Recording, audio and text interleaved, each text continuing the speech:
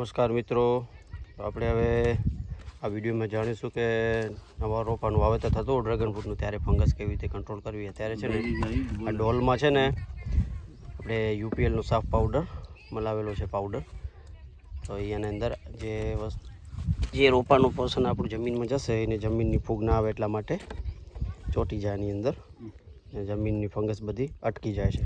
બીજા પણ પાવડર આવે છે ફંગીસાઇડ, પણ આ બેસ્ટ છે. તમને બતાવું પછી પેકેટ કેવું આવે છે, યુપીએલ કંપનીનું આવે છે.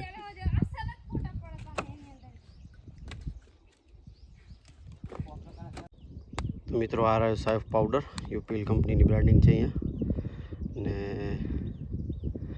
કાર્બેન્ડેઝિમ 12% છે અને મેન્કોઝેબ 63% છે. અડધો કિલોનું પેકિંગ છે. આની અંદર એમઆરપી કેટલી છે?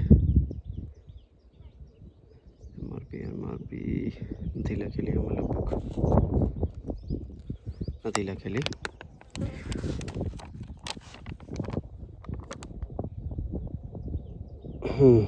₹400 અડધો કિલોના છે, એટલે ₹800 કિલો થાય. અને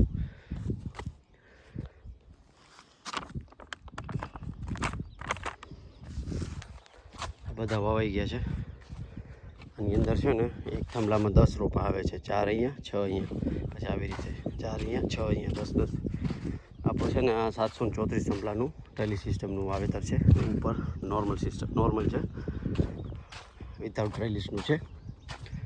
ને આ તમે રોપા છે ને આટલા હોવા જરૂર. મિનિમમ રોપો છે ને તમને બતાવું, નાનામાં નાનો રોપો આટલો ચાલે, આટલો જમીનમાં ઘુસાડેલો છે.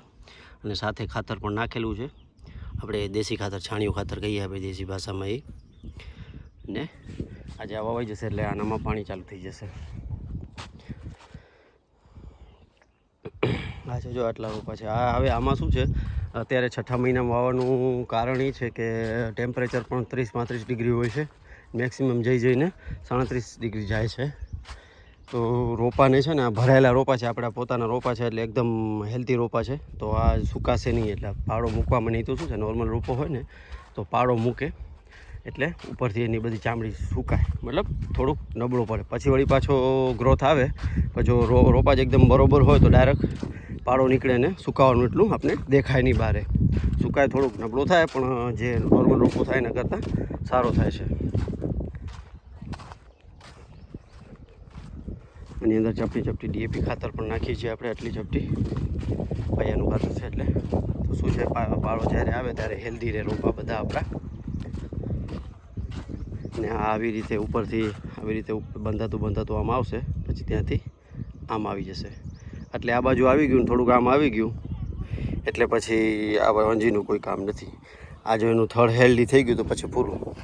ઘણા લોકો શું કરે છે, હવે સમજી લો તમે આ લીફ મોટું થઈ ગયું અહીંયા સુધી, અહીંયા ઉપર આવી ગયું, તો પછી આ લોકો કાંટા, ઘણા લોકો એક જગ્યાએ છે ગઢસીસામાં, આ જે કાંટા છે ને, કાંટા અહીંયાથી કાઢી નાખે. અહીંયા જે હોય લીફ એનામાં કાંટા નીકળી જાય, એટલે શું છે ત્યાંથી નીચેથી ફૂટ ના આવે, એટલે કટિંગનો પ્રોબ્લેમ સોલ્વ થઈ જાય આપણો. એટલે થોડીક એની અલગ કટર આવે છે, સીધો નીકળી જાય કાંટો, એટલે ત્યાંથી ઉગવાનું બંધ થઈ જાય.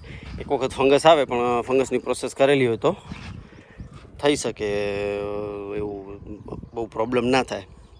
એટલા માટે પાણી તો 2-3 વખત આપી દીધું છે આપણે, સાથે ક્લોરો પણ હલાવી દીધું. એક વખત, બીજી વખત હલાવશું ક્લોરો પાવડર. આ છે ને આ રોપો ચાલે નહીં, આ ભૂલથી વવાઈ ગયું છે. આ કાઢીને બીજો નાખવો પડશે, કારણ કે ફંગસવાળો રોપો છે. આટલું ડીએપી ખાતર નાખેલું છે, તમે જુઓ. થોડું એટલું બહુ ઇનફ છે. આ રોપાને ઘણું થાય, પછી વધુ નાખીએ એટલે.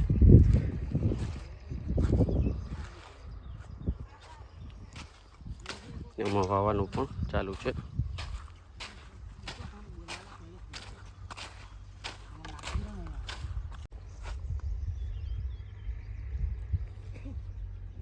આવી રીતે વાવવાનું ચાલુ છે. બધા વાવાઈ ગયા છે. જો આ હમણાં વાવે, આ ઊંધો વાવે છે બુરી. હવે જો નવી રૂટ આવશે ને, નવી રૂટ આવે એટલે પછી અહીંયાથી કે ગમે ત્યાં કાંટા ઉપરથી ગમે ત્યાંથી ફૂટ નીકળશે, એ ઉપર જશે. બીજું સાઈડમાં હશે એ આપણે કાપી નાખશું, સિંગલ જ ઉપર જવા દઈશું. એટલે વ્યવસ્થિત એકદમ એક જ ગ્રોથ થાય અને ઉપર જઈને પછી સારું ગ્રોથ મેન્ટેન થઈ જાય. એટલા માટે જો આ હેલ્ધી રોપો છો એકદમ આના કરતાં હેલ્ધી છે. ચાલો ચેનલ પર નવા હો તો ચેનલને સબસ્ક્રાઈબ કરી દેજો. વિડીયોને વધુ તો વધુ ખેડૂતો સુધી પહોંચાડજો. બધાને જય જવાન જય કિસાન, ભારત માતા કી જય.